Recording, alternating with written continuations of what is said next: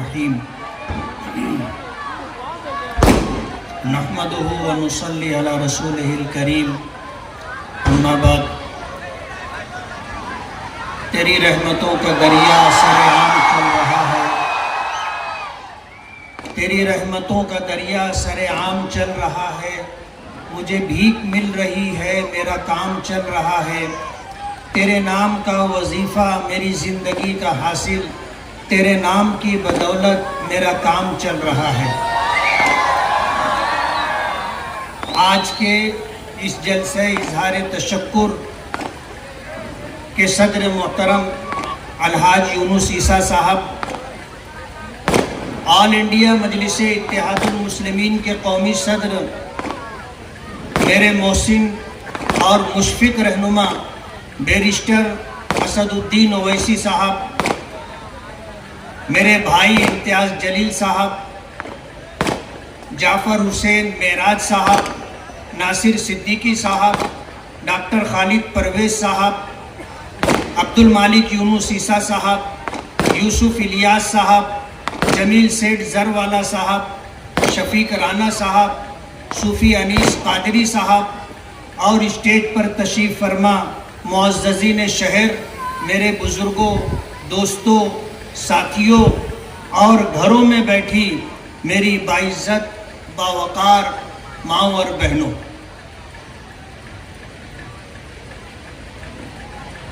اپنی بات شروع کرنے سے پہلے میں اپنے رب کا شکریہ دل کی اتاہ گہرائیوں سے کرنا چاہتا ہوں۔ میری بیماری کے ایام میں جن ساتھیوں نے الیکشنی مہم کی باغ دور سنبھالی، جنہوں نے ہمیں مشوروں سے نوازا، ہمارے لیے دعائیں کی، ہماری ماؤں اور بہنوں نے روزہ رکھ کر میری صحت یابی اور کامیابی کے لیے دعائیں کی، میں ان سب کا مشکور ہوں۔ جنہوں نے میرے سر پر، میرے کام کاج پر، میری شخصیت پر بہتان اور الزامات کی بارش کی، میں ان کا بھی شکر گزار کہ ان کی اس درو گوئی اور جھوٹ سے میرے بہی خواہوں، ہمدردوں اور چاہنے والوں میں مزید جوش پیدا ہوا اور وہ میری کامیابی کے لیے تن من دھن سے جٹ گئے۔ میری ذات پر کیچڑ اچھالنے ہمارے قائد نقیب ملت اسد الدین اویسی صاحب اور اتحاد المسلمین پر فقرے کسے گئے، اور ہم نے، ہمارے بہی خواہوں نے جس صبر کا مظاہرہ کیا، اللہ تعالیٰ نے اس کا پھل بھی ہمیں کامیابی کی صورت میں عطا کیا، اور معزز ووٹرز کی لاج رکھ لی۔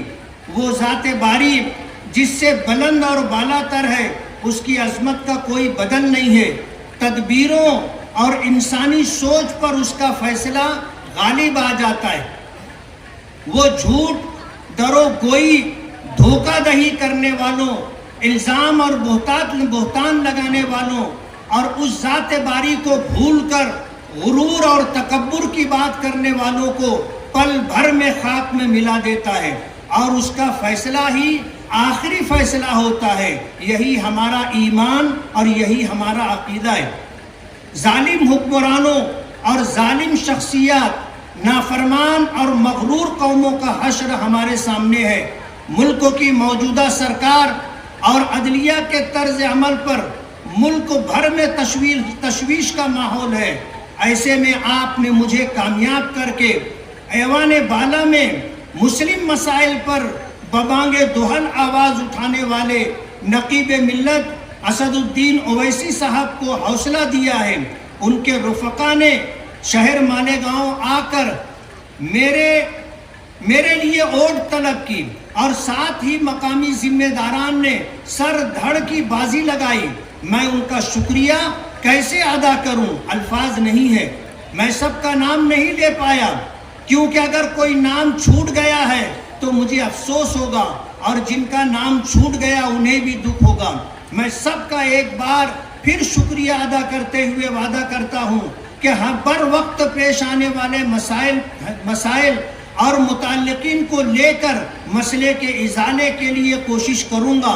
ہمارے قائد مرکز میں وقف و ترمیمی ایکٹ ہو اور مساجد کے حساس مسئلے ہوں، آواز اٹھا رہے ہیں، انہیں ہم طاقت پہنچائیں گے، اور شہر کے مرکز سے جڑے مسائل پر بھی ہم انہیں آگاہ کرتے رہیں گے انشاءاللہ۔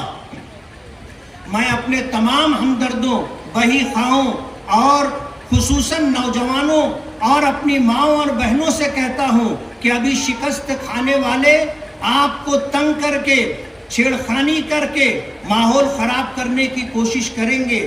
آپ لوگ صبر و تحمل کا مظاہرہ کریں، کسی سے ڈرنے کی کوئی ضرورت نہیں، ہم ہیں نا، ہمارے ساتھ اللہ کی مدد ہے۔ ہم ایک ایسی ٹیم تیار کرنے کا منصوبہ بنا رہے ہیں جس میں شہر کے ہر حصے سے ایسے افراد کو شامل کیا جائے گا جو آپ پر آنے والی افتاد کا سدباب کرنے کے لیے ہمہ وقت حاضر رہیں گے۔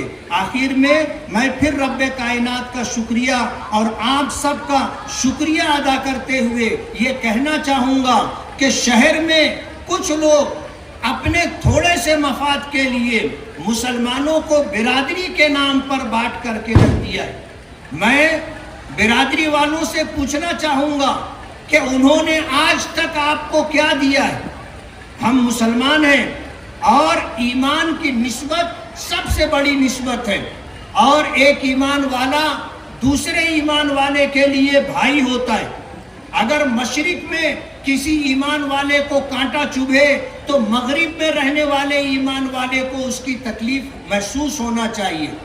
آج تھوڑے سے مفاد کے لیے، ایک الیکشن میں کامیابی کے لیے پورے شہر کو برادری کے نام پر تقسیم کر دیا گیا۔ کیا ملا؟ آج لوگ ایک دوسرے سے نفرت کر رہے ہیں اور ایک دوسرے کو حقارت کی نگاہوں سے دیکھ رہے ہیں۔ یہ بہت دکھ کی بات ہے۔ ہم مسلمان ہیں۔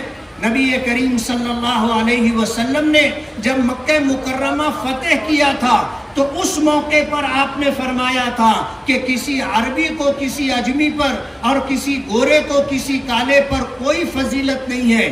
اگر اللہ کے نزدیک کسی کا مقام ہے تو وہ تقوی کی بنیاد پر ہے۔ جو جتنا زیادہ اللہ سے ڈر کر کے زندگی گزارے گا وہ اتنا زیادہ اللہ کے نزدیک پسندیدہ ہوگا۔ فتح مکہ کا موقع تھا، نبی کریم صلی اللہ علیہ وسلم نے اعلان فرمایا تھا کہ جتنا زمانے جاہلیت کا سود ہے میں اسے اپنے پیروں تلے رونتا ہوں، اور میرے چچا حضرت عباس کا جن لوگوں پر سود ہے قرضہ، میں سود معاف کرتا ہوں۔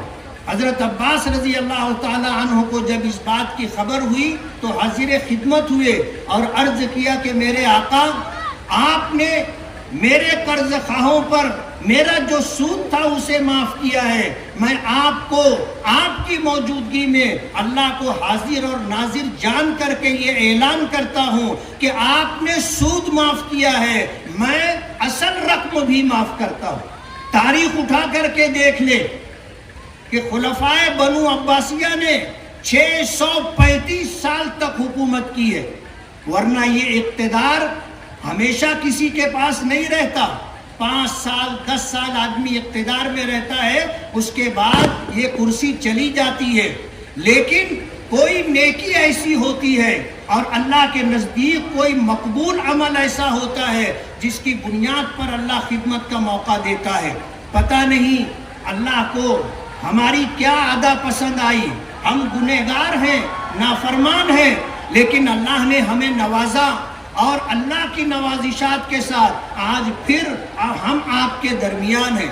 میں اللہ رب العالمین کے شکریہ کے ساتھ آپ کا، تمام مالیگاؤں کے لوگوں کا، اپنی تمام ماؤں اور بہنوں کا، اپنے نوجوان رفقا کا، اور خاص طور پر میری بیماری کے دنوں میں جن لوگوں نے الیکشن کی باغ دور سنبھال کر کے رکھی تھی، دل کی اتھاہ گہرائیوں سے میں ان کا شکر گزار ہوں۔ میرے پاس ان کی شکر گزاری کے لیے الفاظ نہیں ہے، اور ان کے احسان تلے میں ہمیشہ دبا رہوں گا۔ ان کے احسان کا بدلہ چکایا نہیں جا سکتا۔ میرا پروردگار اس کا صلہ دے گا، اور مجھے امید ہے کہ انشاءاللہ ہمارے یہ رفقا شہر کی تعمیر و ترقی کے لیے اور شہری مسائل کو حل کرنے کے لیے اور قوم و ملت پر آنے والے مسئلوں کو دور کرنے کے لیے اور حل کرنے کے لیے میرے ساتھ رہ کر کے کوشش کرتے رہیں گے.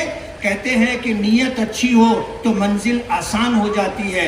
انشاءاللہ ہم نیک نیتی، ایمانداری اور دیانتداری کے ساتھ اپنی ذمہ داریوں کو پوری کرنے کی کوشش کریں گے.